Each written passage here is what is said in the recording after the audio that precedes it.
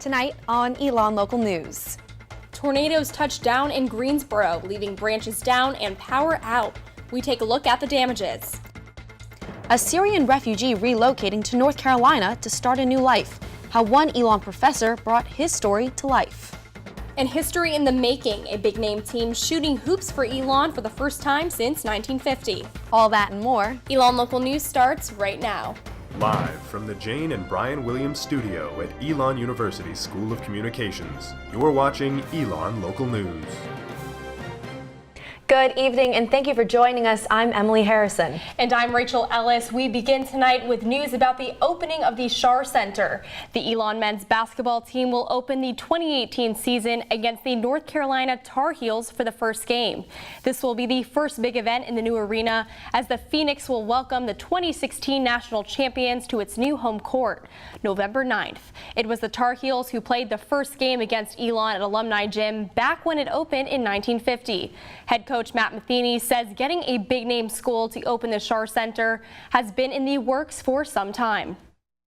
As the Schar Center became a reality, we wanted to have an opener that would draw as many people as possible into this beautiful facility. And there's no greater opener than playing the storied program right down the street, University of North Carolina. Schar Center will seat 5,100 people and will host Elon basketball and volleyball games in addition to being the school's new convocation center. Tickets will go on sale for the first basketball game later in the summer.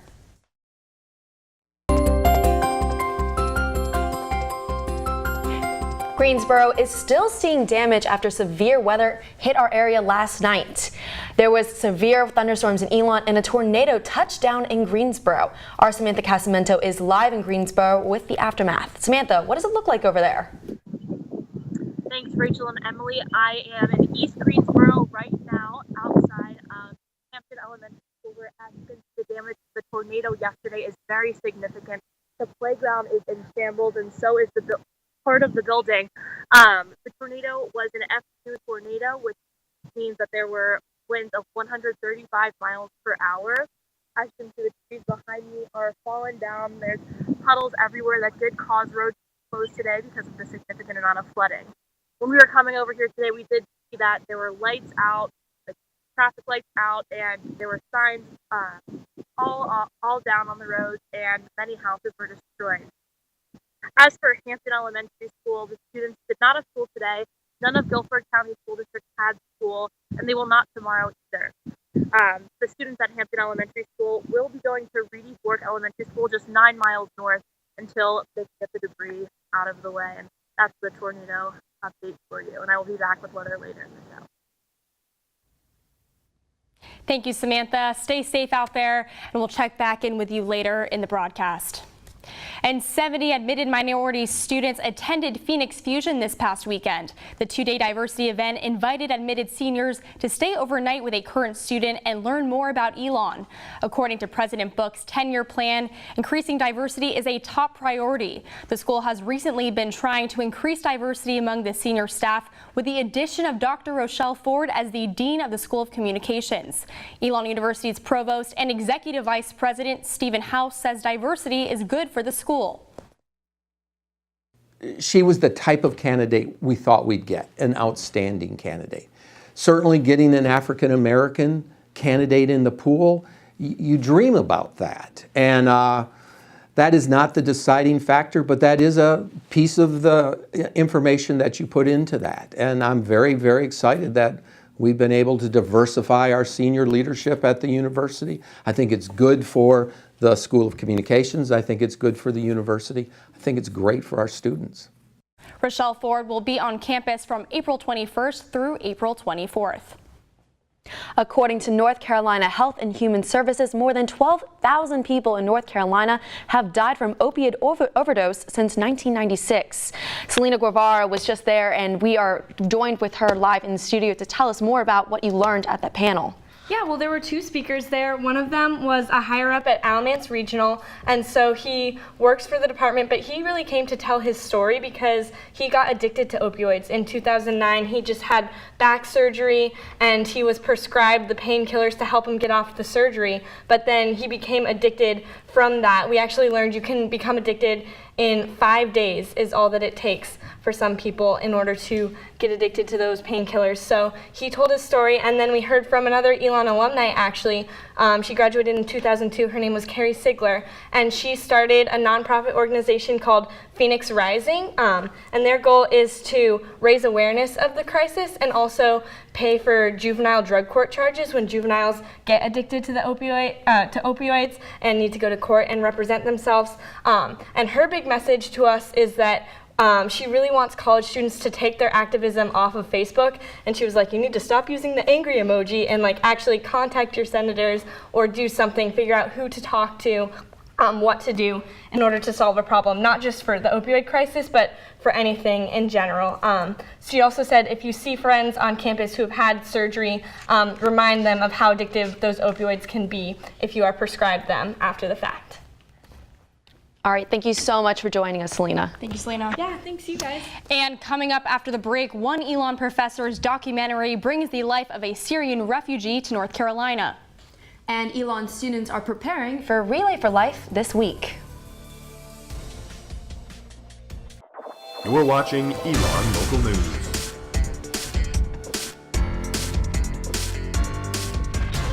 A group of Elon students are hosting an event for cross-country runner Molly Offstein. Offstein was hit by a car while running in March of 2017, suffering many injuries, including a traumatic brain injury. The University Sport Management Department is hosting the Show Us Your Shoes 5K run to raise money to support Molly and her family during her recovery. The run is named after the Facebook page Show Us Your Shoes, a page with almost 8,000 members constantly showing their support. The event will take place on April 29th at 2 p.m. at the Elon Cross Country course. And coming up this week, a day dedicated to empowering women entrepreneurs. On Wednesday, Women Entrepreneurs for the Greater Good, or We Do, is coming to Elon to host speakers, workshops, and conferences centered around female empowerment. Women getting the opportunity to see other women in positions of power and in circumstances where they have sort of beat the odds and achieved these amazing things. The event is from 9 a.m. to 2:30 p.m. in McKinnon Hall, and tickets are free for students. Also happening this week, a celebration of survivors of sexual assault. In honor of Sexual Assault Awareness Month, this week is supporting survivors. To support all survivors of interpersonal violence, Elon organizations are coming together for a week of events to raise awareness that sexual harassment, assault, and relationship abuse exists within our small community. Everyone is invited to share their stories on MeTooElon.com.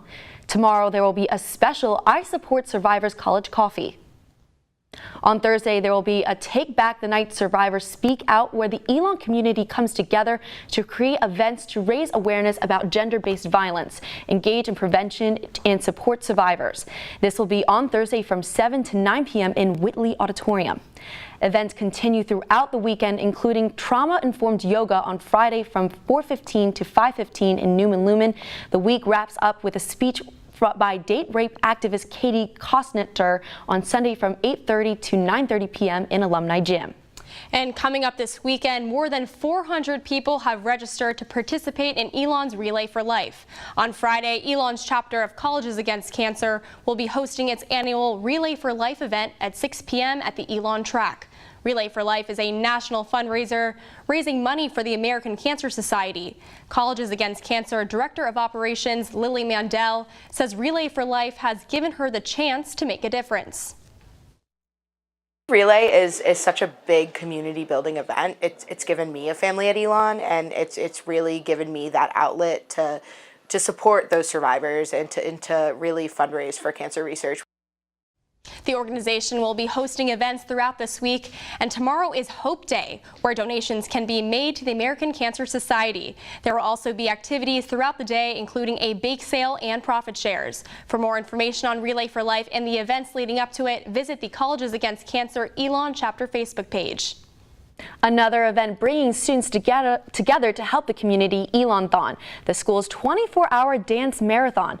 Over the weekend, they raised a record of more than $450,000. That's $100,000 more than last year and more than double the total from 2015. All the money raised is donated to Duke's Children's Hospital, part of the Children's Miracle Network hospitals. According to Elon-thon's president, Sydney Epstein, the operational costs are covered by dancer registration fees and a $10,000 grant set aside just for logistics. To put that into perspective, the most recent data for Alamance Regional Hospital showed they took in $176,000 in donations during the entirety of 2016, about a third of what Elon-thon raised this year. To hearing a buzzer with each ding signifying $100 raised go off in rapid succession.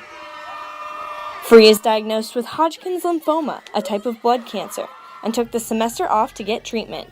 She flew back to Elon from her hometown in Pennsylvania just for this event. I knew I definitely wanted to come back because I was seeing firsthand what people are going through, and you never want to see a child go through just all the tests and poking and prodding that I have had to do. Free says she likes being able to meet the children and the community aspect of the dance. I think it's a really great way to get everybody involved, no matter what, whether you're on a sports team or in a sorority, fraternity, what kind of organization you're in, it just brings everyone together. An ENN analysis of team information from Elon-thon's website found 65% of dancers were registered with a Greek organization. 16% were involved in the event planning committees. The committee members raised almost half of the total money on their personal fundraising pages. There's a mandatory fundraising minimum of $100 for dancers and $250 for committee members. The 16-person executive board raised an average of $6,700 each, and 10 teams did not average above the $100 minimum. Selena Guevara, Elon Local News. Epstein and other members were unable for the comment. And tomorrow night, Assistant Communications Professor Sana Hawk will show a pre-release of her new documentary film, Waiting in the Midfield. The documentary is focused around Syrian refugee Omar Alahim-Wee, who started a new life in Greensboro, North Carolina. Recent chemical attacks in Syria have again brought up the refugee conversation, and Hawk says her film focuses on what refugees live and the conditions that they left behind in Syria. And I wanted to cover a different aspect of the story. So I thought, what about the people who do manage to make it to the other side and resettle in another country? What kind of lives are in store for them in that new country and what kind of experiences they have? The film will be screened in Global Commons tomorrow night at 7 p.m. And coming up, one student making a change in students' bank accounts. And coming up after the break, we'll have a short preview for what you can expect in this week's Pendulum that comes out on Wednesday.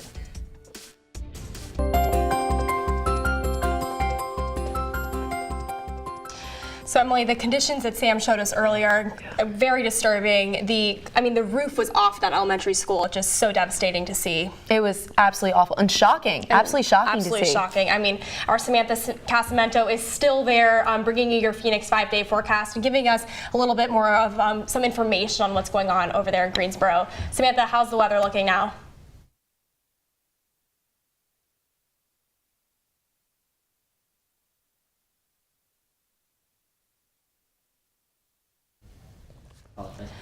We apologize for the technical difficulties. We don't have Samantha's audio right now, but we were going to move forward into the broadcast with a package by our Grace Morris, who took a look at how one student is helping some students on campus get their finances under control. From student loans to meal plans, money is always on a college student's mind. But senior Tyler Rock wanted to change that by bringing a new app to campus. It's just so simple yet kind of just genius how, you can I feel like it should have been invented before. Rock felt college students needed a better way to learn how to manage their finances without going into debt. So he became a representative for DebX. Tools like this are very important for them because, it can be a little scary, if you get debt or learning just how to pay with credit. This app really helps students, learn the basics of it and learn how they can be financially responsible. DebtX is an app that uses the money in your checking account to pay off your credit card balances, helping you stay out of debt and take more advantage of your credit card. I've seen, friends of mine who have, run up some high debt payments for their, not high, but just kind of over the normal, just monthly credit bills. They don't really realize what's going on until it's a little too late. But as a representative for DebtX on campus, Rock only has one goal. Because I think it's a really exciting idea, and I think it's something that everyone can benefit from, because it's just, helping you make these simple, small purchases and helping people realize that tools like this are available. Grace Morris, Elon Local News. For more information on the free app, you can download it at the App Store or go to debx.com. Elon students and members of the community are welcoming spring after the celebration of Holi on Friday. More than 100 members of the community wore white and threw colored powder in the air to celebrate the Hindu festival of color. Holi is typically observed in early March after the last full moon of the Hindu lunisolar calendar month. The actual date of Holi 2018 was March 2nd, but Elon celebrates it in April when the weather is warmer. Elon sophomore Abby Matthews says Holi is all about more than just throwing powder. Holi represents the triumph of good over evil, the passing of the seasons, and the illusory nature of the material world. The bright colors you are about to shower upon each other are believed to signify energy, life, and joy. According to Holi tradition, by splashing the colors on somebody, they are promising to always be truthful, to maintain a lifelong brotherhood, and to shower them with all possible love. And as the weather gets warmer, more events pop up all over campus. Let's take a look at what is happening this week at Elon. This week is Earth Week. As a part of the week's events, former Environmental Protection Agency Deputy Administrator Stan Myberg will be giving a speech on the future of environmental protection in McKinnon Hall tomorrow at 7:30 p.m. Also tomorrow, Ready, Set, Debate. The Elon Political Forum is hosting this spring debate with college Democrats, college Republicans, and Young Americans for Liberty in Yeager Recital Hall at 7:30 p.m. On Wednesday, recording artist Brother Ali will perform and post a discussion about his music and how it relates to his Muslim faith and the understanding of race in the U.S. This will be held in McKinnon Hall at 7 p.m. This Friday, there will be a Party for the Planet on Lakeside Plaza at 1:30 p.m. to celebrate planet and sustainability efforts on campus. There will also be a stop shop where students can trade their gently used clothes for new or gently used ones. Also happening this week, if you're in the mood for a laugh, 5 Elon students are putting on a comedy showcase for a good cause. Admission to the event is $5 and all proceeds go towards family abuse services. And as Earth continues, activities are planned for the community to learn about sustainability issues and celebrate our environment throughout campus. On Wednesday, Lakeside will be Weighing the Waste to bring awareness to food waste. Then on Friday, there is a Party for the Planet where the community will celebrate sustainability with food activities and live entertainment. The Pendulum is preparing right now for their next edition to hit stands this Wednesday. We have Anton Delgado live in the newsroom to let you know what we can look forward to this week. Anton. Good evening and welcome to the Paul Parsons newsroom, where ENN team members are putting together this week's edition of The Pendulum. Our paper this week will have exciting coverage of events that happened this past weekend, including the Phoenix Invitational hosted by our track team, Elon-thon, the 24-hour dance marathon that beat its donation records, and Holi. We'll make sure to have an entire page devoted to our photographers' top photos. With those stories, we'll also have an in-depth piece on Earth Week and how Elon University is trying to reduce its carbon footprint and stop waste production. We'll also have a wonderful enterprise piece about what it means to have dietary restrictions on campus. For all of those amazing stories and more, make sure to check out this week's copy of The Pendulum, available on stands around campus. Thanks, and back to the newsroom. Thanks, Anton. And don't forget, you can pick up your copy of The Pendulum when it hits stands this Wednesday. Happening right now, President of the Agricultural Workers Union, Thomas Membrano Perez, is sharing his story in Carlton. Perez is speaking about his work as an advocate for better working conditions in Honduras and that country's current political situation. His speech is in Spanish but will be interpreted to English and ends at 6:45.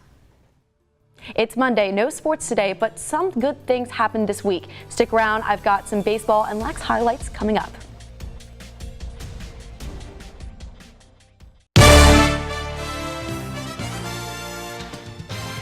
Last week, after a rough weekend, I told you that the Elon baseball team would bounce back for their upcoming slate of games. Let's just say I can predict the future. The Phoenix took to Latham Park after being on the road for a while and swept Hofstra to get right back in the thick of things in the CAA standings. They also have a pretty darn good pitcher, too, who's leading the entire country in strikeouts. Yeah, that's Division I baseball in the US of A. Kyle Bernovich moved into 10th all-time on Elon's career strikeout list. I think it's safe to say that he's in the zone, no pun intended. At Red Field, the women's lax team continued to struggle a little bit as they took a loss from the 4th-ranked team in the country in James Madison, but there was still a highlight to show right here with a pretty sweet goal, courtesy of senior Maeve Cowley. We also have a football scrimmage coming up as Kurt Signetti's squad is wrapping up spring practice next week. Stay tuned for that. Thank you, Miles. It's been a busy week in sports. It truly has been. Miles is actually going to give us some more information on some of the events this past week. Miles, join us over here. Yeah. So can you tell us a little bit about the future, the remaining weeks of the women's lacrosse season? What do you think that looks like for them? Well, they have struggled a little bit this season. They started off such high expectations, nationally ranked in the country. They did lose pretty badly to James Madison this week, but they're really putting up good fights in these games. Like they're in the thick of things every time they come out on the field. So there's still a lot to look forward to with this team. And moving forward into next year, are they losing a lot of seniors this year? What does the growth of this team look like? There is a little bit that they're losing, but the incoming class should be pretty well for them. Fantastic. Well, thank you very much, Miles. We appreciate it.